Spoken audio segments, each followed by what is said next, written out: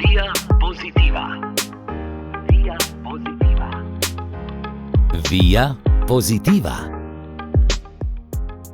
Prijazen pozdrav, dragi poslušalke in cenjeni poslušalci. K pogovoru smo povabili, glede tudi na zelo velik odmev predhodnega, gospoda Damjana Ovsca. Pozdravljeni. Dober dan, voščam. Drznila sem si in upala znova povprašati po vašem mnenju, po vaši splošni oceni odnosa do dediščine, do izročila, koliko je v nas prisotna ta zavest odkriti, kar je pristno naše. Brez primesi z globalizacijo je ta tok sploh močan. Koliko je še želje v slovenskem človeku po vaši oceni iskati izvorno? Ja, najprej bi tole rekel, da sploh utemeljim, zakaj je tradicija pomembna oziroma spoštovanje tradicije.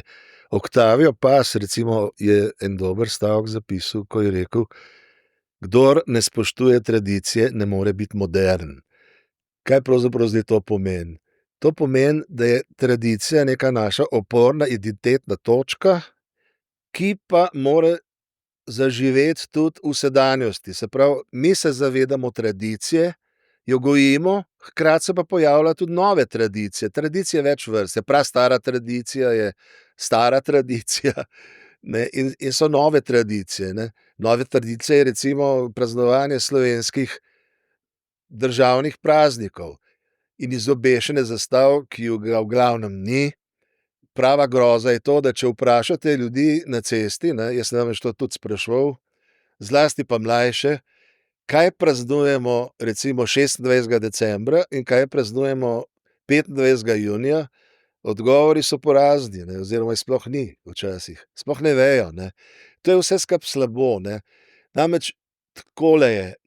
Poglejte, nekoč so tradicijo v rokah zelo obvladovali meščani. Zato, ker so bili so bolj izobraženi kot na podeželju, več finančnih možnosti, ne vem, kaj je bilo, in so iz mest hodili na podeželje proučevati situacijo in tako naprej.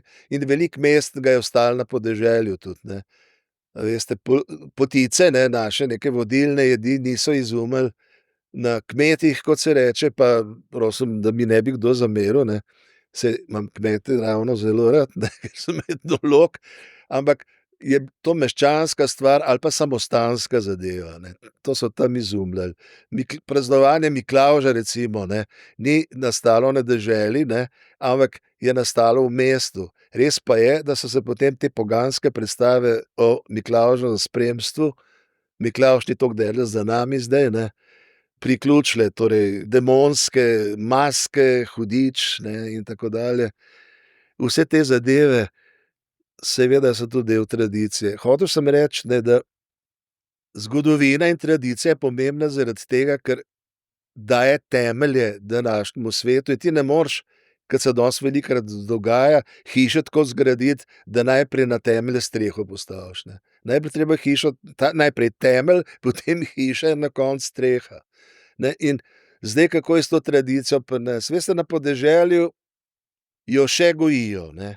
Oziroma človek opaža, jaz sem seveda že toliko star, da vem, da je bilo en kup stvari od miklavževanja do drugih vaških tradicionalnih praznikov ali pa šeg ali pa ne vem kaj, najprej prepovedanih po vojni, potem se pa to opustilo.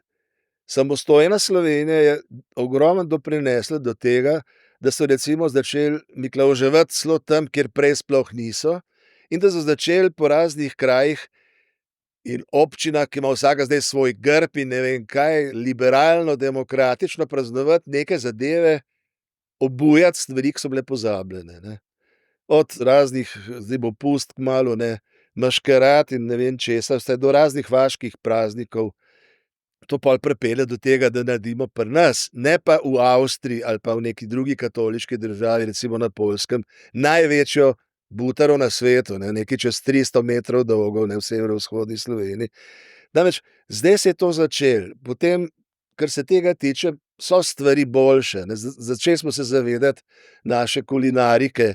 Imamo, kot smo zračunali, 42 različnih kuhinj. To je za tako majhno državo, kot smo mi, ogromno različnih kuhinj. Ne, to se razlikuje po regijah in tako naprej. Te tradicije so.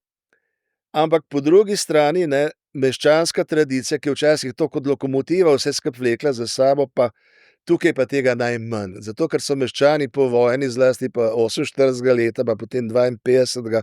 s temi novimi zakoni, postali pravzaprav glavni razredni sovražnik. In so se dogajale nemogoče stvari in mi smo meščanstvo izgubili in zavest o meščanstvu tudi, s tem so pa različne šege padle v pozabo. Vključno z bontonom, ne.